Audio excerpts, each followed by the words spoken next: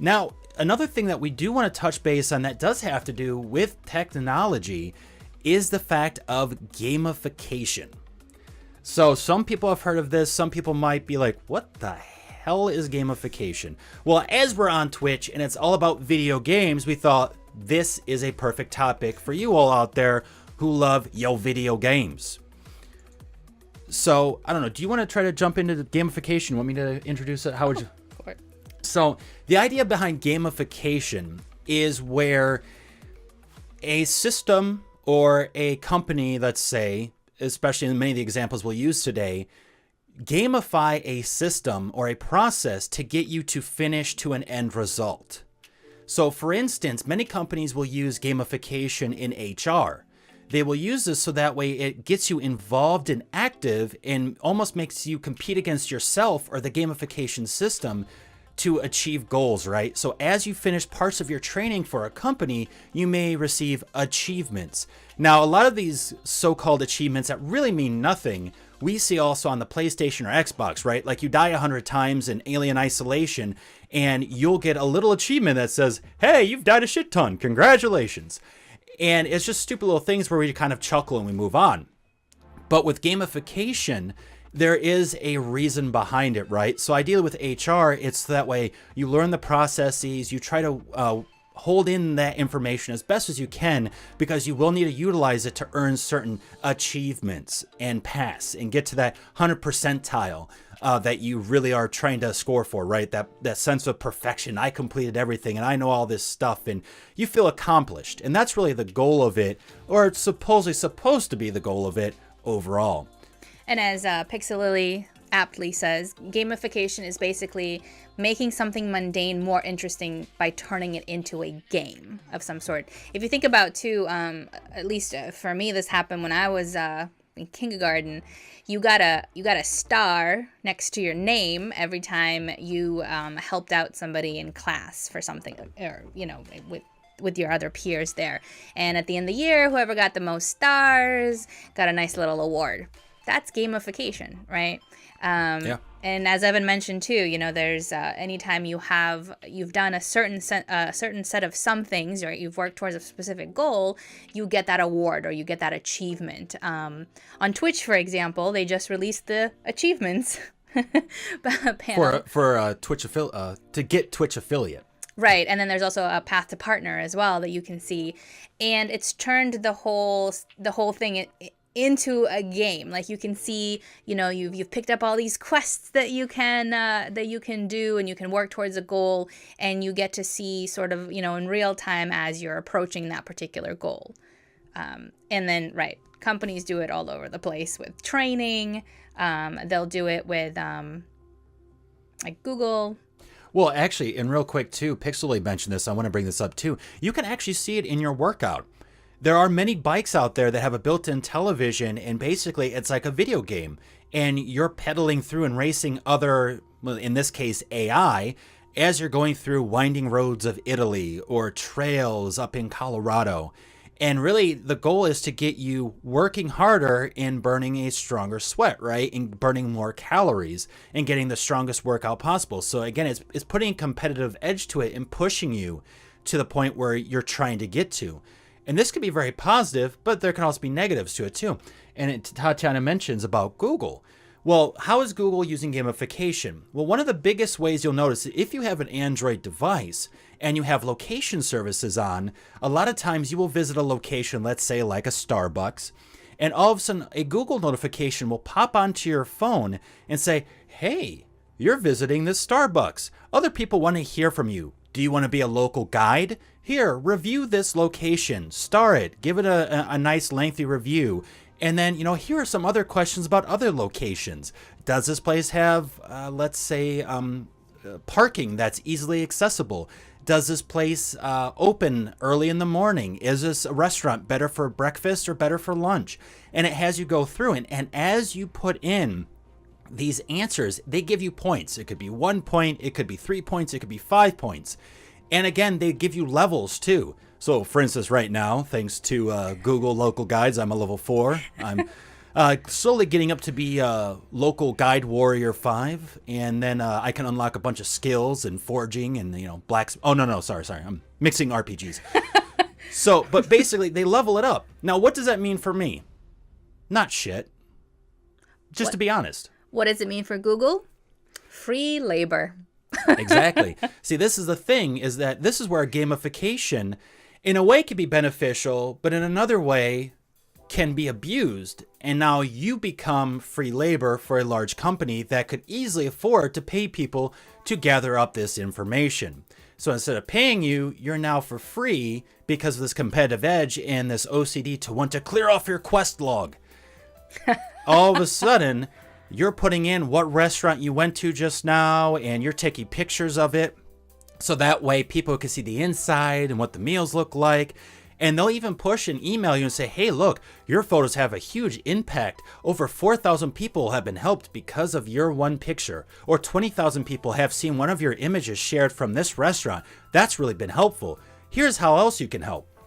So they almost make it feel like, hey, you're making a change in the internet worlds. You're making someone's day better. And by the way, you leveled up. Ding! But in the end, you're not getting paid for your time. You're not getting paid for this information. And they're getting all this for free. And guess what? People are visiting Google now. People are getting hit by those ads, and Google's making money no matter what. But the benefits are, of course, as we mentioned, you kind of have these goals in mind. You know what you're working towards. So if you are, let's say, wanting to become a Twitch affiliate, you know what you have to work towards, and so Yes. that is really nice too, because it takes out guesswork from certain things. And for people like me who, okay, I know what the path is, I can then choose to deviate or stay on it, but at least I know what the path is, and that is actually very satisfying, right? It can help with things like if you've got anxiety, if it provides a structure that's really nice, and it adds an element of fun, because games technically are fun, should be fun. And so it makes it a little bit more creative and a little bit more playful, the way that, getting a star in kindergarten does, right? It kind of brings that all in together. Plus, it helps certain people in different areas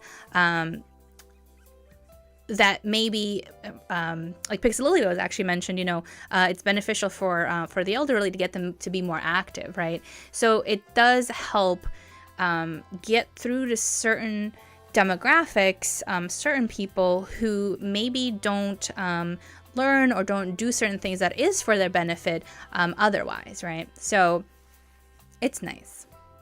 Oh yeah, and I just point out the detriment in a way, but it's a small detriment because otherwise the other situation is that, can Google realistically get people out to every single location every single day to capture all this information for you so you do readily have it in order to help you with your decision making?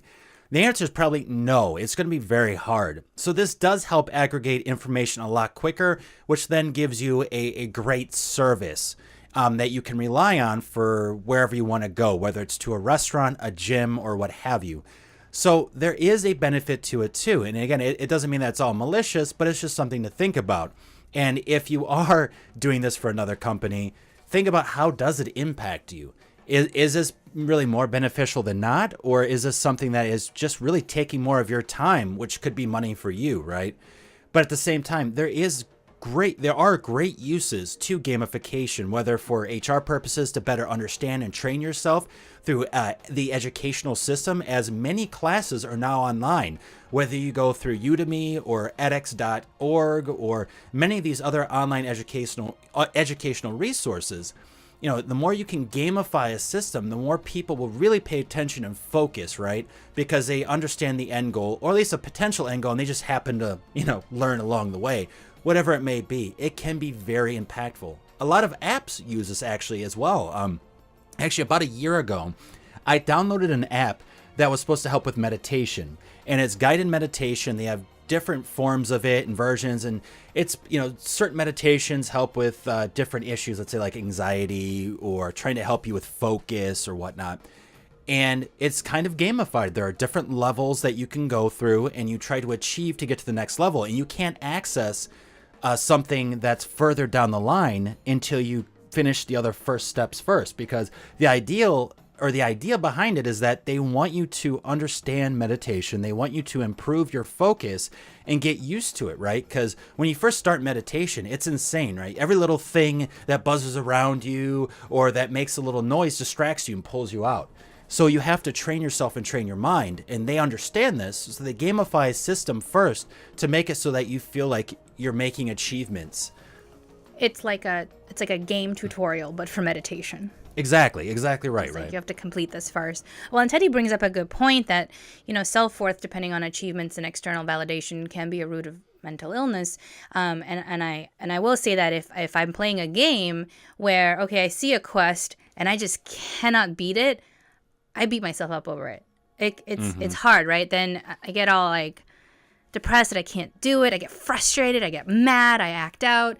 And this is true of, sort of any goals that are sort of like a game, because on the one hand, there's something about gamification that makes it feel like, oh, this should be easy. I just sort of have to grind at it and I'll get it. And so when, excuse me, when you grind at it and you don't get it, it can feel very, disheartening. And then, right, that whole, external validation, doing an achievement that maybe you haven't even set for yourself, right? A lot of these examples that we've given are other people or other companies setting these for you. Right. Like the Google thing, like I'm level 1. And when everyone's like, oh, I'm level 4, I'm like, oh, but I'm level 1. Like I didn't even know about this until I sort of was looking at my phone. And now all of a sudden I feel bad. And now I feel like I have to, well, I want to get to level 2. What do I need to do for that? And I looked it up and I was like, oh, I don't want to post any pictures. It was like this whole thing where then I spent a half an hour feeling bad about myself for something that I had no idea about.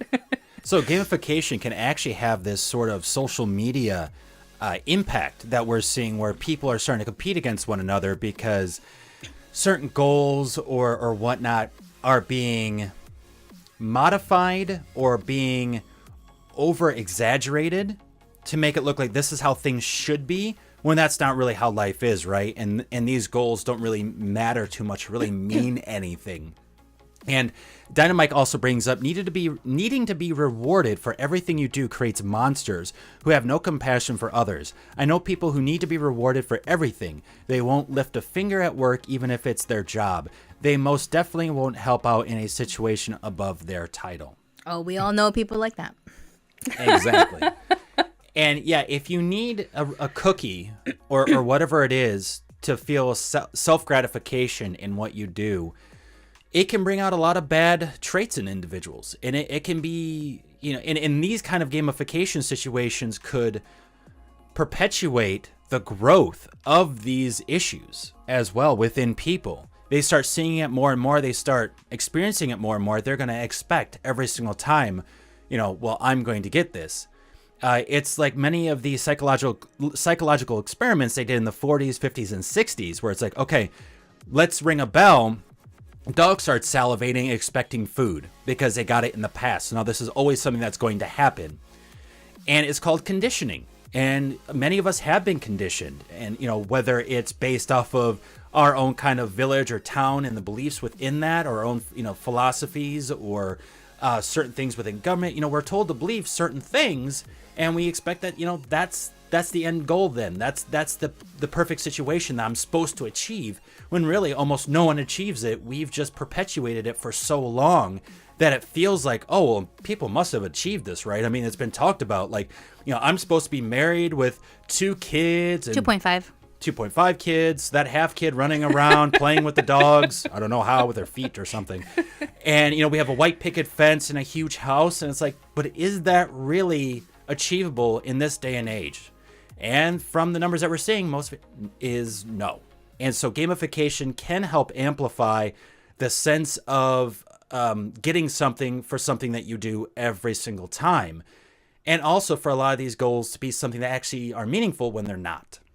And like a lot of people are saying in chat right now, kind of referencing, growing up and how children are trained, sort of this gamification that kind of starts early on, is interesting because as a long ago transplant from Romania, It's a little country in Europe, for those of you that don't know. I came here and yeah, I got rewarded for all sorts of things, like raising my hand in class and like participating in this and doing that. And it was interesting because in Romania, it was like, well, you should be doing all of these things already. Nobody was getting rewarded for crap. But I do remember, this is a funny story that kind of just popped into my head right now, but I do remember the way we learned colors in my English class in Romania, second grade, was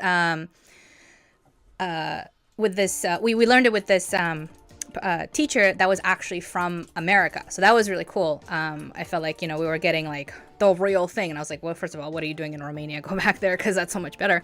And then the last quiz that we had for like the entire year was, we all had to stand in the line and he would have colored pencils behind his back. And he would pop out a color pencil, and we had to say the color really quickly.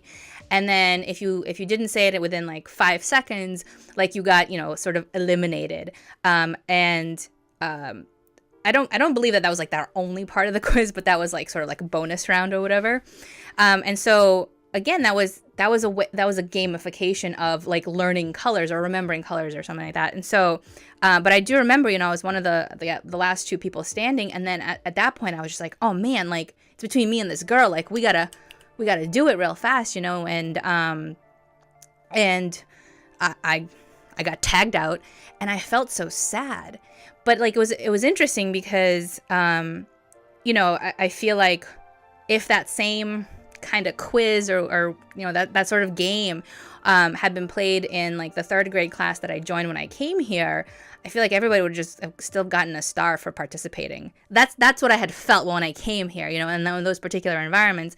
And that was really interesting because to me it was like, well, you either win or you don't.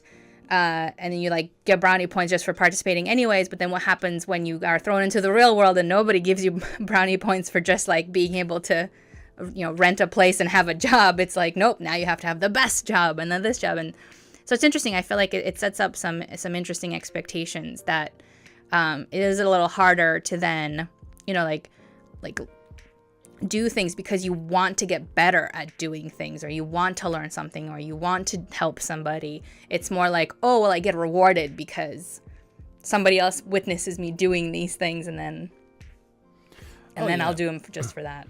Well, to tie it kind of back in. Another thing is that, if you have to implement gamification, one thing to really think about though is, am I explaining as say a business or as a trainer for a skill set or whatever? Am I properly describing the end result of their training, of why people are learning what they're learning? Because I've been in classes, whether high school or college, where there was no kind of gamification involved in the situation, but the professor or the teacher or the instructor sat down with us and said, hey, look, this is why you learn things. This is, specifically for the class, like this is why we're talking about this. This is why we're talking about that. And these are the end results. So if those are the end results that you want, do well, pay attention, study, practice outside of just class and outside of just the homework that is given to you. And you will increase your skill and knowledge base and be able to achieve said goals. But if those aren't established, yeah, then we're looking for any kind of validation to do something, right? Am I getting a cookie? Cool, yeah, sure, I'll do this math problem. Am I getting a gold star, which then could lead to maybe me winning a free book at the very end of the year? Yeah, sure, whatever. People do this all the time. We try to gamify, but a lot of times people can also cheat the gamification system, right? There's been stories of people who said, oh, well, at work, whoever took the most steps by the end of the month or whatever would win something. So I put my pedometer on my dog and let it run around and do all the steps for me. You can cheat the system, and there's ways of doing it now because people are like, oh, this goal, because I get this thing, this tangible thing, rather than the knowledge, I get stronger, I get healthier, I get whatever. That does directly impact me in the long term. And actually, Teddy makes a great point here, Teddy M3. If you distance yourself from external validation, failing starts to be a normal part of life because your self-worth isn't depending anymore on that dehumanized thinking of being functional. Get Damn, that was so well written. Teddy, come on our show.